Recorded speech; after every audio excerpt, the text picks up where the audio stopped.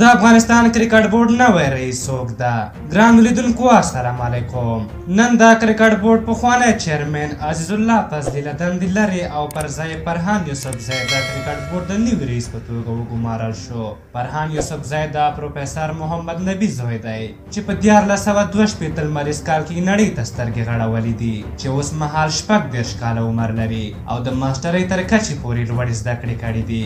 هغه په 1409 لمریز کال کې د کابل له نادري ریسې څخه فارغ شوی دی. ورپسې په 1408 لمریز کال کې د امریکا هیلت بوسټن پوهنتون څخه د لیسانس او بیا له همدغه پوهنتون څخه په 1490 کال کې په سوداګرۍ او رهبرۍ کې ماسټري ترلاسه کړې. نوموړي په حکومت کې بېلابېلې دندې ترسره کړې دي او یوه سیاسي څېره ده. ترڅنګ یو پیژندل شوی تجار هم دی، خو د یادولو ده چې د کرکټ په برخه کې تجربه نه لري. خو دا چې په رهبرۍ کې ماسټري لري خلک ورته یو څه هیلهمند دي. د ده په هکله یو بل څه چې ویل کیږي هغه دا چې د پاکستان هیواد له تجارانو سره یې اړیکې ښې دي او له دغه هیواد سره یو څه محبوبیت لري. او څنګه چې رئیس شو سمدستي د پاکستاني بیرغ سره عکس خپور شو.